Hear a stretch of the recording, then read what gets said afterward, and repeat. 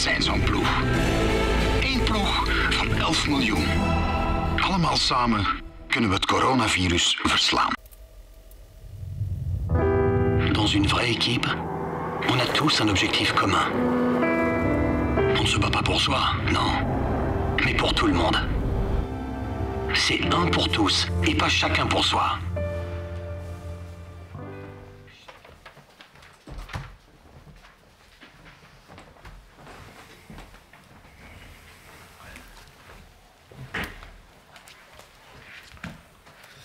Goedemorgen iedereen. Bonjour à toutes et tous. Je vais passer la parole au docteur Ivan Latem qui va nous faire un point de la situation.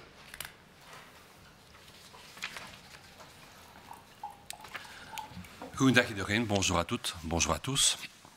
Alors, heureusement, comme les jours et les semaines précédentes, on a actuellement une diminution globale tant des contaminations que des hospitalisations et heureusement aussi des décès. L'impact de la réouverture des écoles, il y a maintenant pratiquement 2 semaines, n'a pas encore été visible dans les chiffres. En revanche, l'adaptation du testing, qui est de nouveau possible pour des patients asymptomatiques à haut risque, a montré une petite augmentation du nombre de tests à ce niveau-là. Si on s'intéresse au nombre de nouveaux cas, on a sur les 7 derniers jours, en moyenne, comme vous voyez sur la diapositive, 2765 nouveaux cas. Ceci correspond toujours à une belle diminution de l'ordre de 37%, ce qui nous amène globalement à une diminution de moitié du chiffre des contaminations actuellement tous les 11 jours. Si cette tendance se poursuit, et si on parle des fêtes de Noël qui sont très à la mode, en discussion actuellement, on devrait arriver environ à 500 nouvelles contaminations par jour à la fin de l'année.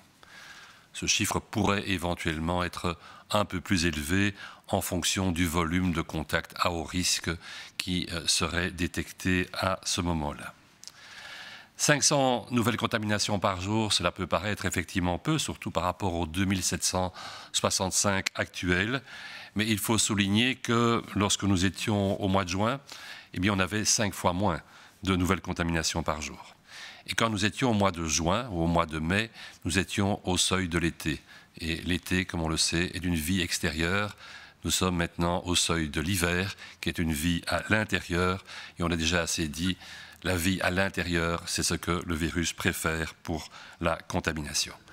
Donc il est clair que, quelles qu'en soient les mesures prises par rapport aux fêtes de fin d'année, nous devons rester vigilants parce que nous entrons dans une période avec encore beaucoup de contamination et avec des circonstances qui sont favorables au virus.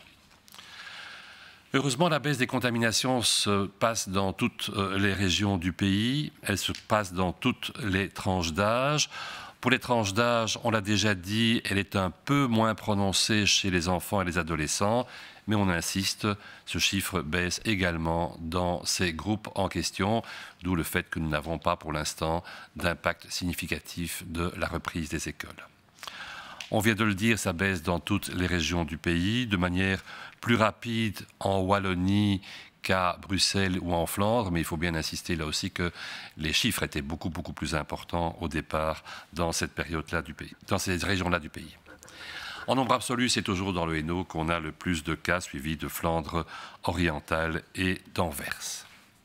Maintenant, concernant les nouvelles hospitalisations, on a une diminution, comme vous le voyez sur la carte, ce que vous voyez sur la diapositive, pardon, dans toutes les parties du pays, à l'exception d'une discrète augmentation transitoire, on l'espère, au niveau du Brabant flamand. Ceci se chiffre par 257 nouvelles admissions par jour en moyenne et ça représente, un peu comme pour les nouvelles infections, une diminution de 31% en moyenne. On a actuellement, concernant les hospitalisations, une diminution de moitié de ce chiffre tous les 13 jours. Ceci nous amène donc actuellement à avoir hospitalisé en Belgique pour raison de Covid 4395 patients, dont 1034 le sont en soins intensifs. Beaucoup moins donc clairement que le pic que nous avions atteint, mais beaucoup plus que ce que nous avions en début mai, En début mai, nous avions 2 fois moins de patients hospitalisés et ou en soins intensifs. Et je vous rappelle que début mai, c'était les premiers signes de déconfinement après la dure période du mois de mars et du mois d'avril. Si on s'intéresse enfin aux décès, là aussi, il y a une diminution du nombre de cas et ceci d'ailleurs s'accélère, ce qui est pour le moins réconfortant. Nous devons cependant encore déplorer en moyenne 149 décès par jour. C'est une diminution de 21% par rapport à la semaine qui précède. Le nombre de décès en Belgique a déjà fait beaucoup discuter et a fait couler beaucoup d'encre. Si on regarde simplement en nombre absolu de décès désignés comme étant Covid-19, la Belgique reste avec la Tchéquie et depuis récemment avec la Bulgarie en tête de ce sinistre classement européen. Si par contre, comme on vous en a déjà parlé, on s'intéresse à la surmortalité à un moment de l'année, actuellement par exemple, on se rend compte que les chiffres de surmortalité sont aussi élevés et dans certains cas considérablement plus élevés dans d'autres pays européens, dont des grands pays comme la France, comme l'Italie, comme l'Espagne, comme la Suisse ou la Slovénie. Ceci suggère donc qu'il reste encore, malgré les recommandations européennes, de grandes disparités dans la manière de déclarer son chiffre de mortalité au niveau de différents pays. En Belgique, actuellement, les chiffres de mortalité liés au Covid correspondent toujours très bien à la surmortalité, comme c'est le cas depuis le début de la pandémie. Le thème du jour n'est pas un mystère, c'est le thème du vendredi, c'est celui des maisons de repos et des maisons de repos et de soins. Alors vous voyez sur ce premier graphique le nombre de nouvelles contaminations pour 1000 résidents. C'est un graphique qui commence au 2 septembre et on se rend compte, globalement parlant, qu'en Flandre, on a une légère diminution, qu'on a une diminution un peu plus importante en Wallonie, mais on partait de nettement plus haut, et qu'à Bruxelles, pour l'instant, il y a une discrète augmentation des chiffres. De manière plus numérique par rapport à cela, si on s'intéresse donc aux maisons de repos et de soins flamandes, on a actuellement 21 contaminations par 1000 résidents et on vient de 23. En Wallonie, on est à 29 et on vient de 45. Et à Bruxelles, on est à 24 alors qu'on vient de 19. Sur l'ensemble de ces maisons de repos, on voit donc que le nombre de maisons de repos avec des contaminations diminue. Il diminue progressivement et donc, malgré tout, il reste un nombre de contaminations significatif. C'est une baisse modeste actuellement. Si on s'intéresse aux maisons de repos dans lesquelles il y a au moins un cas de Covid, eh bien, on voit que globalement les chiffres s'améliorent aussi puisqu'on a en Flandre actuellement 37% des maisons de repos avec au moins un cas, on vient de 42%. En Wallonie, on a 51%, on vient de 63%. Et à Bruxelles, on a 47% venant de 50%. Enfin, si on s'intéresse aux maisons de repos qui ont des réels clusters importants, avec plus de 10 cas, on a une baisse globale dans les 3 régions du pays. En Flandre, on est passé de 19 à 16%, en Wallonie de 28 à 19% et à Bruxelles de 15 à 11%. Donc, pour conclure, l'entièreté des chiffres qu'on vous annonce aujourd'hui vont dans un bon sens, tant pour la population en général que de la maison de repos, mais on veut vraiment souligner le fait que nous sommes très loin d'avoir retrouvé les valeurs que nous avions connues au seuil de l'été et une grande prudence, quelles que soient les mesures qui seront annoncées aujourd'hui, une grande prudence dans la conduite personnelle est importante de manière à pouvoir continuer ensemble à aller vers des zones plus sûres. Merci.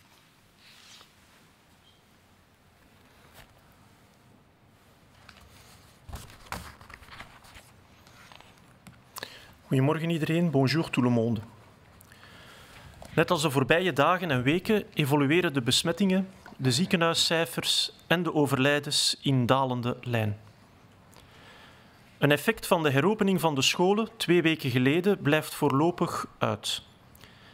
De impact van de aanpassing van de teststrategie op maandag 23 november wordt daarentegen wel zichtbaar, met zoals te verwachten een relatieve toename van het aantal geteste en positieve hoogrisicocontacten. Het aantal testen en het aantal positieve hoogrisicocontacten is toegenomen van 5% tot 10% en we verwachten dat dat in de komende dagen nog verder zal stijgen. De afgelopen 7 dagen werden er gemiddeld 2765 nieuwe besmettingen per dag vastgesteld. Dit komt overeen met een daling van min 37%, of anders gesteld, een halvering van de cijfers om de 11 dagen. Als deze trend aanhoudt, dan zitten we rond Kerstmis aan een 500-tal nieuwe besmettingen per dag. Dit cijfer kan echter nog hoger uitvallen, omdat er progressief meer hoogrisicocontacten en reizigers getest zullen worden. Daarmee zal het aantal besmettingen in de eindejaarsperiode nog steeds 5 maal hoger liggen dan in de periode juni. In juni stonden we echter wel aan het begin van de zomer, wat een verdere onderdrukking van het virus een stuk makkelijker maakte dan nu. Met de eindejaarsfeesten en de winter in aantocht wordt de uitdaging om het virus te controleren een stuk groter. De daling van de cijfers doet zich voor bij alle leeftijdsgroepen, maar is minder uitgesproken bij de kinderen en de tieners. De cijfers dalen evenwel ook bij hen. We zien dat de besmettingen sneller dalen in Wallonië dan in Brussel of Vlaanderen. We verwachten dan ook dat de besmettingsgraad langzaamaan naar gelijke hoogtes zal evolueren in de verschillende delen van ons land. Het hoogste aantal besmettingen zien we nog steeds in Henegouwen, gevolgd door Oost-Vlaanderen en Antwerpen. De nieuwe ziekenhuisopnames gaan ook verder in dalende lijn. Een uitzondering is Vlaams-Brabant, waar een lichte toename werd vastgesteld. Gemiddeld werden er de afgelopen week 257 nieuwe patiënten opgenomen met COVID. En dat is een daling met 31% in vergelijking met de week ervoor. De ziekenhuisopnames blijven daarmee dalen aan een constant tempo met een halvering om de 13 dagen. Er liggen nu 4.395 patiënten met COVID in het ziekenhuis, waarvan 1034 in intensieve zorgen. Dat is nog steeds 2 keer hoger dan in begin mei, toen de eerste versoepelingen na de eerste lockdown werden uitgevoerd. De overlijdens tot slot dalen met een lichte versnelling. Gemiddeld vielen er de afgelopen week elke dag 149 overlijdens per dag te betreuren. En dat is 21% minder dan de week ervoor. Op basis van het aantal geregistreerde COVID-overlijdens bevindt België zich daarmee nog steeds in de top van Europa, samen met Tsjechië en Bulgarije. Wanneer we echter naar de oversterfte kijken, dan zien we dat de oversterfte sinds eind oktober ook opmerkelijk hoog ligt in een aantal andere landen en soms zelfs hoger dan in België.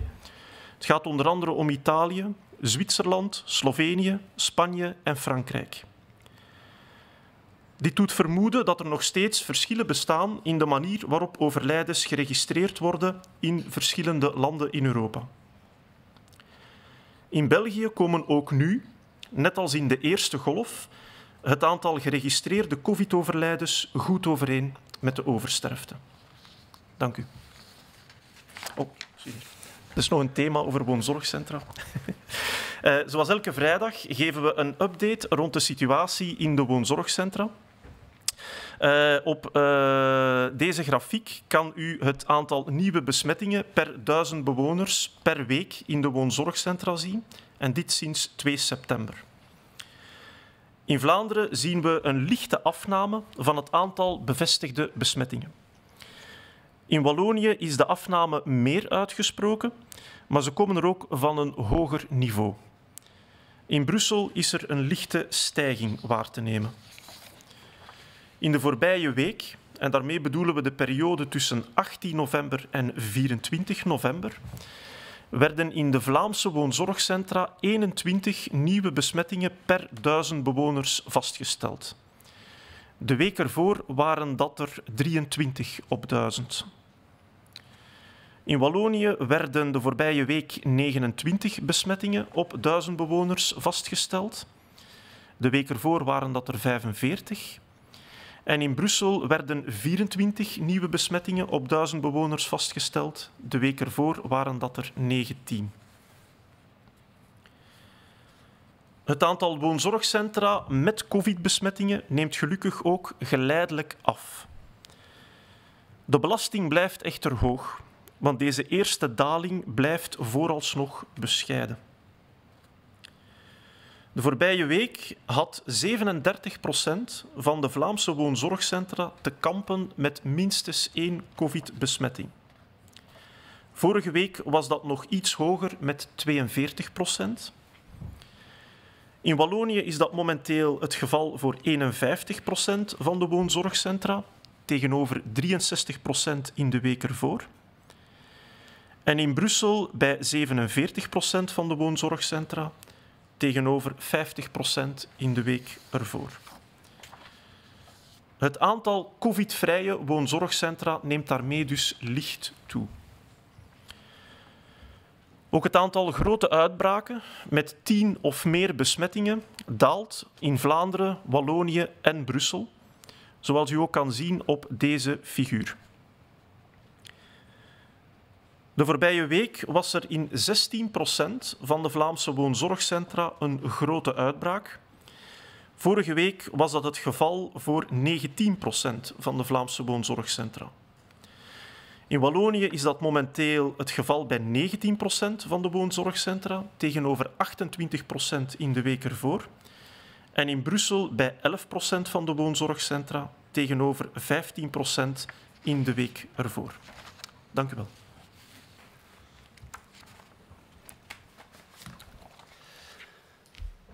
Comme chacun le sait, le comité de concertation se réunira cet après-midi à 13 h pour évaluer la situation dans notre pays et voir si les mesures actuellement en vigueur peuvent être adaptées. Le fait même que les participants de ce comité de concertation puissent envisager des adaptations, c'est le résultat de nos efforts communs. Il y a de cela quelques semaines, la direction que prenaient les courbes d'hospitalisation particulièrement était dramatique. Grâce à notre engagement à tous, nous avons réussi à aplatir ces courbes et à les orienter à présent dans une phase descendante. Merci à tous pour cela. Nous pouvons regarder maintenant en avant, avec prudence, mais avec espoir.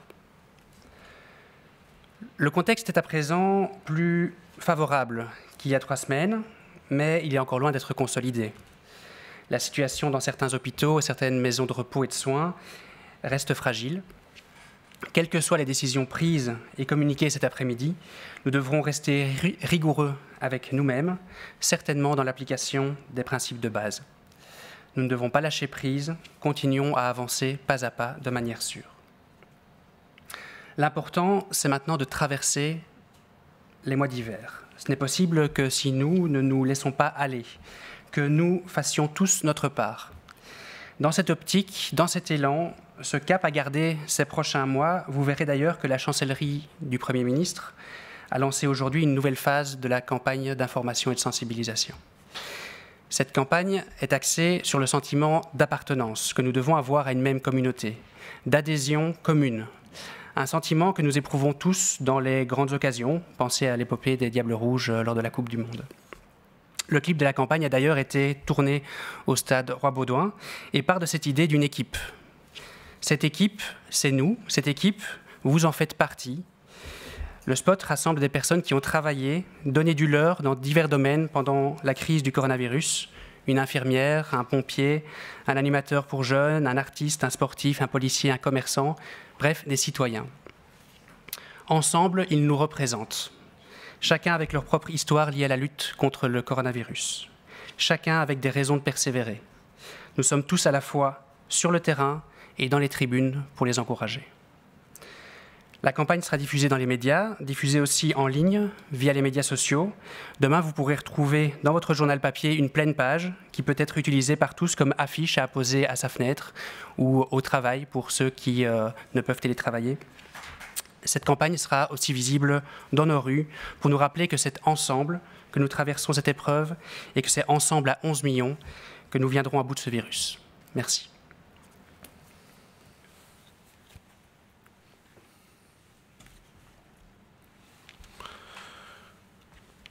Goedemorgen.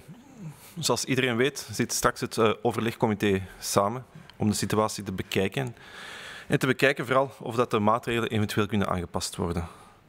Het feit dat het overlegcomité deze evaluatie kan maken, hebben we te danken aan onze gemeenschappelijke inspanningen die we de afgelopen weken samen hebben gedaan. Een aantal weken geleden was de situatie immers in ons land dramatisch. Door onze gemeenschappelijke inspanningen zijn we erin geslaagd om de curve eerst af te vlakken en stelselmatig naar beneden te halen. We willen iedereen hiervoor bedanken. Dankzij deze inspanningen kunnen we nu hoopvol, maar voorzichtig vooruitkijken naar de toekomst. Zoals blijkt uit de cijfers is de situatie gunstiger dan een aantal weken geleden, maar nog verre van veilig. De situatie in sommige ziekenhuizen en rusthuizen is nog steeds broos en voorzichtigheid blijft geboden. Wat de beslissingen van het overlegcomité straks ook zijn, de komende weken zullen we streng moeten zijn en blijven voor onszelf. We mogen nu vooral niet loslaten. Stap voor stap gaan we veilig vooruit, maar het blijft belangrijk om geen stappen over te slaan. Het komt er dus op aan om de wintermaanden goed door te komen. Dat kan als we elkaar niet loslaten en allemaal ons deel doen. Om iedereen te motiveren om ook de komende maanden de maatregelen na te leven, lanceert de kanselarij van de eerste minister vandaag een nieuwe fase in de sensibiliserende campagne. In de campagne staat het samenhorigheidsgevoel centraal. Een gevoel dat we allemaal ervaren op grote momenten van onze nationale sportploegen. Denk maar aan onze Rode Duivels op het laatste WK in Rusland. De tv-spot is dan ook opgenomen in het Koning Boudewijn Stadion en toont een sterke ploeg. Een ploeg waar ieder van ons deel van uitmaakt. In de spot figureren dan ook mensen die zich tijdens deze coronacrisis op verschillende domeinen hebben ingezet. Een verpleegkundige, een brandweerman, politieambtenaar, een Giro-leidster, maar ook een mama met haar kind. Ze symboliseren samen de Belgische bevolking. Elk met hun eigen coronaverhaal, elk met een reden om samen door te zetten en het coronavirus onder controle te houden. We zijn allemaal acteur op het veld, maar ook supporter op de tribune. Supporter voor de verpleegkundigen, supporter voor de leraars, enzovoort, enzovoort. De campagne loopt op alle grote tv-zenders, alle nationale kranten en de sociale media. Mensen zullen morgen bijvoorbeeld in hun krant een pagina-grote advertentie vinden die je kan gebruiken om voor je raam te hangen. Ook in het straatbeeld zal deze campagne opduiken. Kortom, met een team van 11 miljoen krijgen we dit virus onder controle. Dank u wel en alvast een prettig weekend.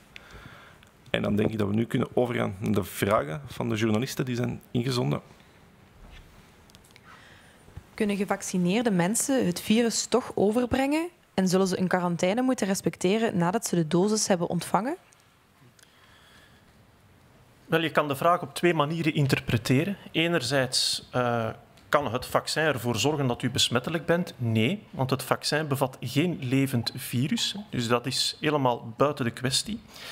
Anderzijds kan men zich ook de vraag stellen, als ik gevaccineerd ben geweest in het verleden en ik heb dan achteraf nog een hoog risicocontact, moet ik dan nog in quarantaine gaan? Dat is momenteel nog een moeilijke vraag om te beantwoorden, omdat we nog over onvoldoende gegevens beschikken hoe goed het vaccin gaat werken. We weten ondertussen al van een aantal vaccins dat ze beschermen tegen ziekte. 60 tot 90% bescherming, afhankelijk van het vaccin. Maar we weten nog niet echt of het vaccin ons ook gaat beschermen tegen de besmetting. Misschien kunnen we toch nog drager zijn van het virus en geen symptomen ontwikkelen. Dat is potentieel een risico. Dus zolang dat niet duidelijk is, moeten we ervan uitgaan dat het mogelijk is dat ook na vaccinatie mensen nog steeds in quarantaine geplaatst moeten worden. Zeker wanneer die mensen in contact komen met iemand die verhoogd risico heeft op complicaties.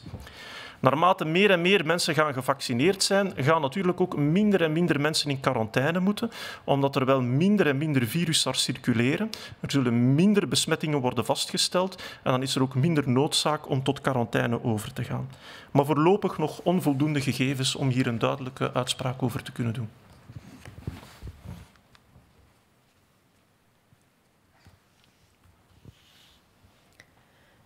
Les personnes vaccinées peuvent-elles transmettre le virus malgré tout et vont-elles devoir respecter une quarantaine après avoir reçu la dose? Deux parties à la question, donc deux parties à la réponse. Répondons d'abord à la deuxième partie.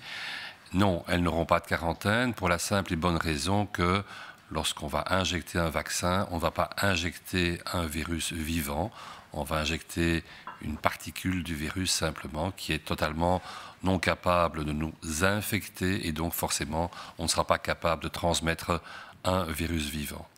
Concernant la partie sur la transmission, c'est plus complexe parce que actuellement nous sommes incapables de savoir si le fait d'avoir fait la maladie naturelle nous protège sur la possibilité d'être porteur transitoire du virus, par exemple dans la gorge, et de le transmettre à quelqu'un d'autre. A fortiori, nous n'avons pas cette information actuellement concernant l'impact du vaccin. Nous savons que le vaccin nous protège.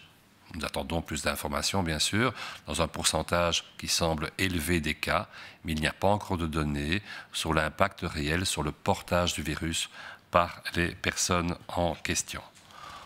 On sait, historiquement parlant, que de nombreux vaccins protègent, 60, 70, 80, parfois jusqu'à 100% pratiquement, moins de 95% pour différentes maladies, mais tous ces vaccins, même extrêmement efficaces, ne protègent pas forcément sur le portage du virus. Ils ne stérilisent pas l'individu et donc il est fort possible, en tout cas certains au départ, que les personnes vaccinées ne pourront pas être considérées comme étant non contaminatrices si par exemple elles ont été des contacts à haut risque de quelqu'un qui a fait la maladie. Seules des données complémentaires qui vont nous arriver dans les mois qui viennent permettront de trancher ce point-là.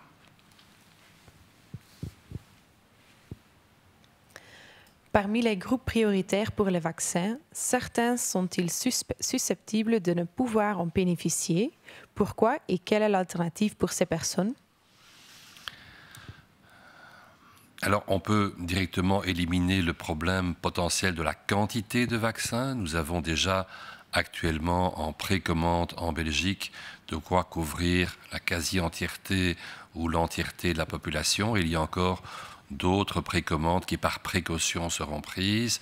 Et donc, sauf surprise liée au fait qu'un vaccin ne passerait pas les derniers contrôles, nous aurons assez de vaccins pour vacciner non seulement les groupes à risque, mais toutes les personnes dans la population qui souhaiteraient se joindre à cet effort collectif. Deuxièmement, est-ce que nous avons des doutes concernant l'impact du vaccin chez certaines personnes qui font partie des groupes prioritaires? Alors là, on peut peut-être distinguer quelques sous-groupes. Par exemple, actuellement, chez les femmes enceintes, ou chez les femmes qui pourraient être enceintes dans les mois qui suivent, nous avons encore peu de données, pour ne pas dire pas de données, concernant l'innocuité de ces vaccins, parce qu'il s'agit de nouveaux vaccins et que, très classiquement, pour tous les nouveaux vaccins, on commence par exclure les femmes enceintes, comme on exclut d'ailleurs les enfants, les jeunes enfants, des premiers tests. Il y a des études qui vont commencer, au vu de l'impact favorable du vaccin dans le reste de la population. Il y a des études qui vont commencer chez les femmes enceintes et nous aurons dans les mois qui viennent des résultats à ce niveau. Il y a donc ce sous-groupe des femmes enceintes pour lequel on doit encore définir comment la vaccination sera proposée. Par ailleurs, on sait que des personnes comme les immunodéprimés pour des raisons génétiques ou pour des raisons de traitement de certains cancers, par exemple, pour des raisons de greffe d'organes, sont potentiellement sujets à des infections diverses plus sévères que d'autres personnes. Ces personnes pourront potentiellement être vaccinées, mais par contre, pour elles, nous aurons très peu de données sur l'impact du vaccin, puisqu'elles ne font pas partie des gens qui sont pris dans les tests au départ. Lorsqu'on essaye un vaccin, ces personnes devront rester particulièrement prudentes, même si elles reçoivent un vaccin, et l'impact de la vaccination collective sera particulièrement important pour elles.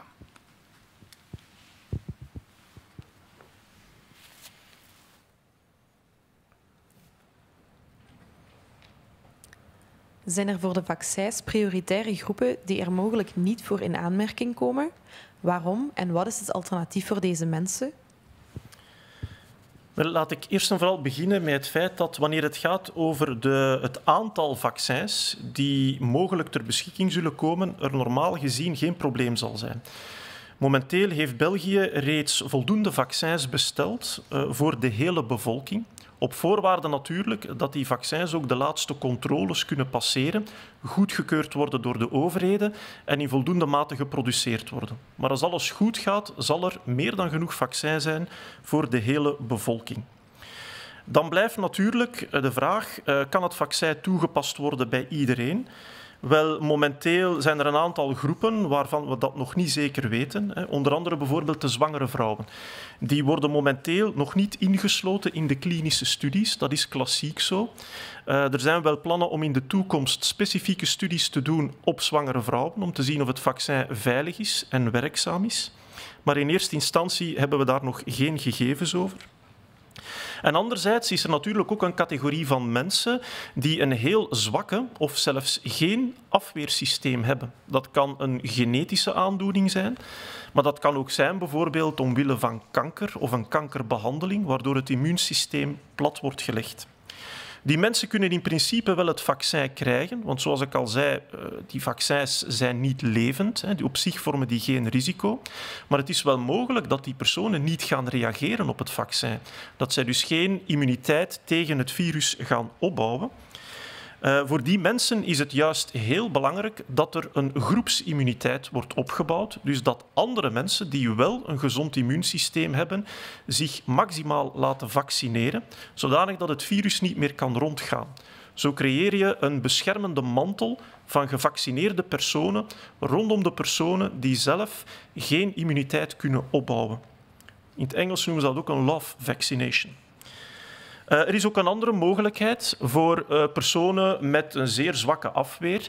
Wanneer zij toch bepaalde risico's lopen om besmet te worden, kan er in de toekomst misschien over gedacht worden dat zij op voorhand behandeld worden met antistoffen van iemand anders.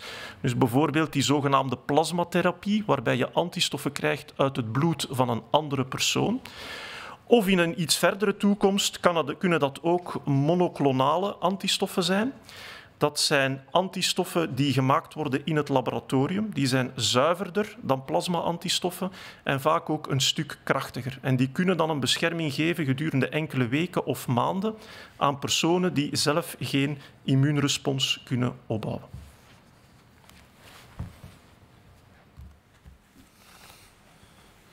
Oké, dit waren de 2 vragen die we vandaag hebben ontvangen. Dan wens ik jullie nog een prettig weekend. En we zien elkaar terug maandag om 11 uur voor de volgende persconferentie. Donc, la prochaine conférence de presse aura lieu le lundi à 11 heures. Bon week-end.